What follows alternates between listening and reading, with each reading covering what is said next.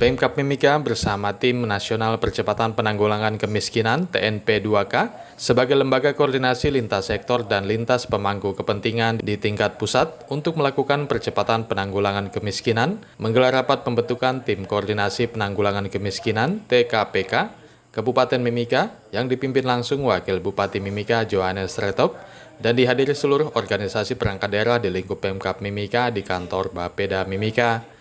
Dalam angka jumlah penduduk miskin Kabupaten Mimika berdasarkan data BPS Provinsi Papua tahun 2021, pada 10 tahun terakhir mengalami penurunan, di mana pada tahun 2010 jumlah penduduk miskin Mimika sebesar 41,81 ribu jiwa, yang mengalami penurunan pada tahun 2020 hingga 31,75 ribu jiwa, atau sekitar 14%.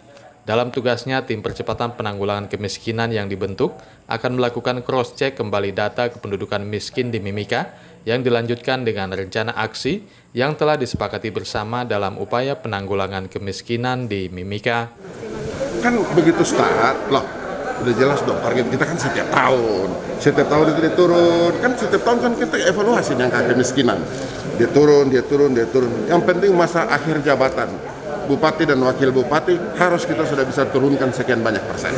Nah, tadi kita lihat angka kemiskinan kan 14,5 sesuai data BPS loh. Tapi tim ini punya kerja bagaimana kita mendapat data yang sebenarnya, ya, data pasti. Karena data ini belum pasti. Saya tadi bilang kalau kita ikut kriteria Kementerian Sosial itu banyak sekali, banyak. Untuk mendapat PKH harus 24 variabel. Untuk mendapat BPNT harus ada 23 variabel. Ada lagi. Begitu.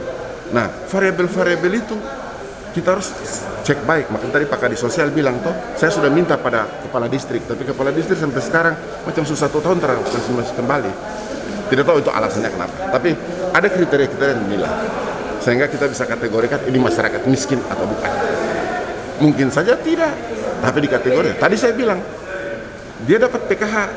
Kan tahun ini dia dapat PKH karena mungkin dia miskin, namanya masih ada, tahun depan dia datang dia sudah pakai mobil, dia sudah maju, tapi dia masih dapat PKH. Nah, contoh begitu ya.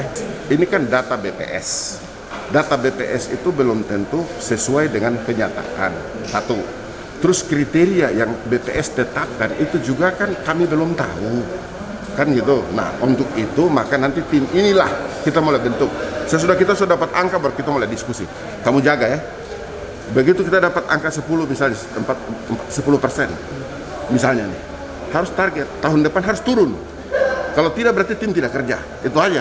Tim Liputan Papua MCTV.